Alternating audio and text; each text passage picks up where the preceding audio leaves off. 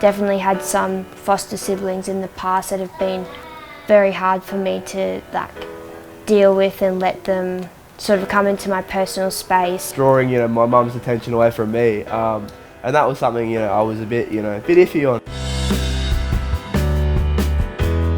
Mercy Community is a Catholic organisation. I would often see carers really struggling with their own biological kids. As professionals, we can support our carers and give them advice and try to give them strategies, but I wanted to get strategies and advice directly from the people that are living the day-to-day foster care journey. I guess my background growing up wasn't the easiest, so that sort of motivated me to help other kids.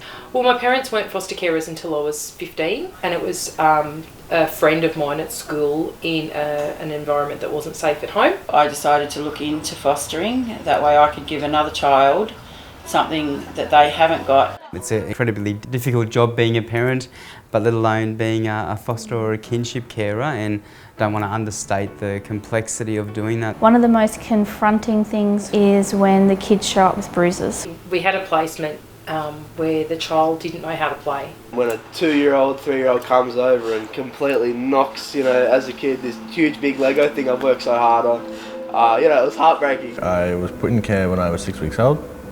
I didn't have a very good household for 9 years. My sister and I, we were always put as the foster children in the house, and they would always stare us up so we'd get in trouble by our carers.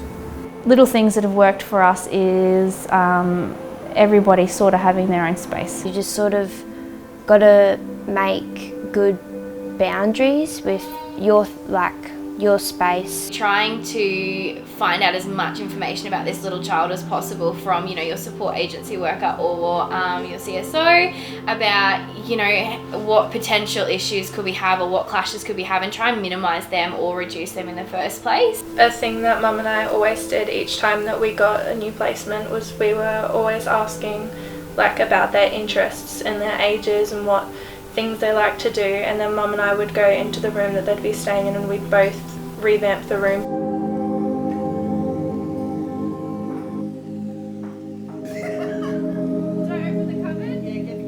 Obviously, the biological kids want to be heard, they want to feel like they're involved in the decision making that happens, making sure that they are, feeling important and included in every decision that we do make in their household. Making sure that everyone knows what's going on and everyone's quite aware of what the afternoon will hold, and just communicating is a big thing. Well, when kids don't fit in, it is really hard, and I have ended placements before because of that. You try and put diversions into place that maybe this would work, maybe that would work, but then sometimes it comes to a point where it's not working. Seeing them go after a while, that's really nice to know that you've helped someone's life. Part of our success as carers has been getting to know the family of the children that we have when it's appropriate, and we've never had a problem. We've never had either of our biological children go off the rails or yell and scream at us that they're not included and this isn't fair and this isn't right and you shouldn't have done this. Always see it from their point of view and to see what they're coming into. It's a new house, new people, and they're here to live. So it's learn to actually teach them and to know that everything's safe here, and just make sure that they're comfortable before anything else, because at the end of the day they need to be happy as well. Just be gentle on the kids, and if you're nice on them, it's going to take them a while to show you some love back because they've never had it before.